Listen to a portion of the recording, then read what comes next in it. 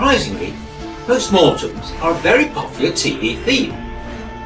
Silent Witness is just one of the many dramas which focuses on the work of forensic pathologists. You just know that within the first 5 minutes there'll be at least one dead body, and sometimes up to half a dozen corpses. We usually see then the gruesome work of the corpses being dissected. Of course, there is a serious point to all this. Autopsies are performed to discover how, when, and why a person has died. Even though a dead body cannot talk, to the trained scientist it speaks volumes. It is indeed a silent witness. In today's Gospel we have another silent witness. In the long story of Lazarus, not one word is spoken by that character. Admittedly, for most of the time, he is dead, but even when restored to life, he is strangely silent. We might expect him to describe the afterlife. What did you see? What did you hear? Yet not one word is recorded. However, Lazarus is a witness because without words he is a sign of something beyond himself. In the fourth Gospel, signs play an important role. 7 are recorded. The turning of water into wine is described as the first.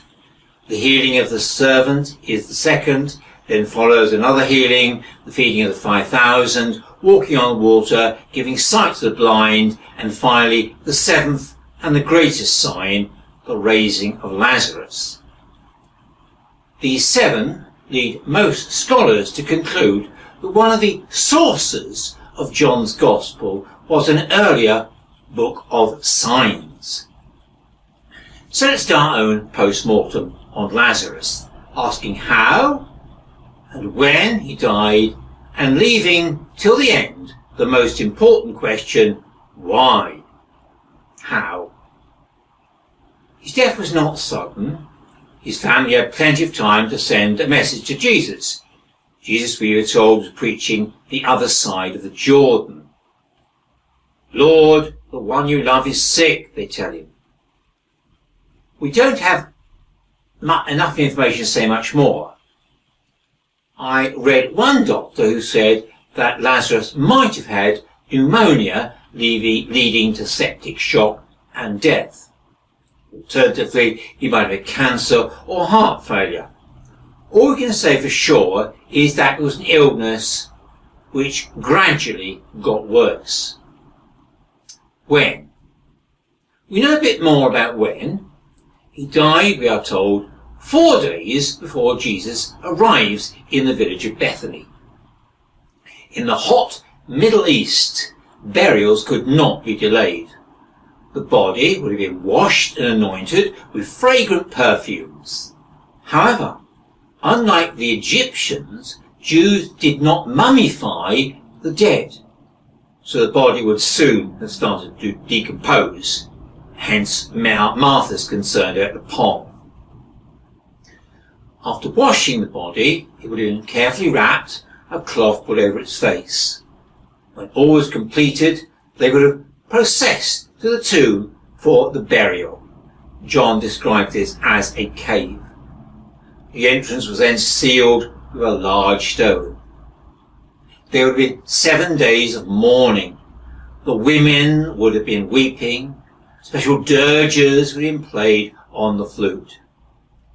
It was during this period that Jesus and his followers finally arrive. So we can be pretty sure of the timeline. Finally, we must ask the question, why?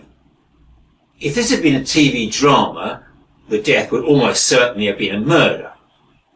We must ask a slightly different question. Not, why did Lazarus die? But, why did John include this story? The Gospel quotes, "This illness does not lead to death, rather it is for God's glory." This, we are told, is the reason for Jesus' delay in arriving. He wants it totally clear that Lazarus is well and truly dead. The situation could not have been more bleak.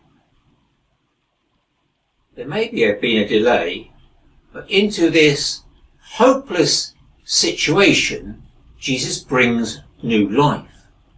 Lazarus, come out, he commands, and much to everyone's amazement, Lazarus does. For the Gospel writer, the sign of Lazarus proclaims that no matter how dark, how hopeless, how bleak our situation, God can transform it. Did I not tell you, you would see the glory of God?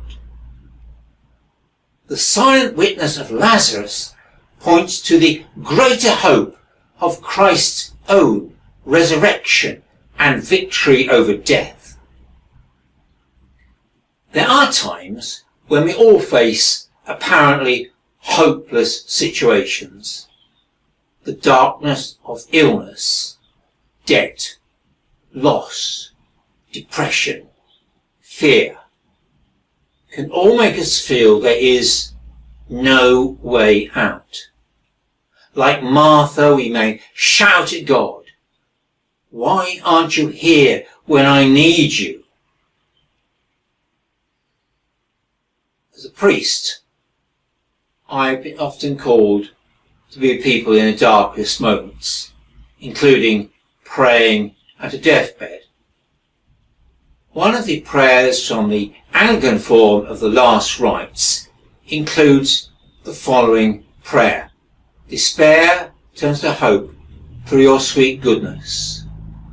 Through your gentleness we find comfort in fear. Your warmth gives life to the dead." Because although he says nothing, he is a silent witness to this power of God's love. Amen.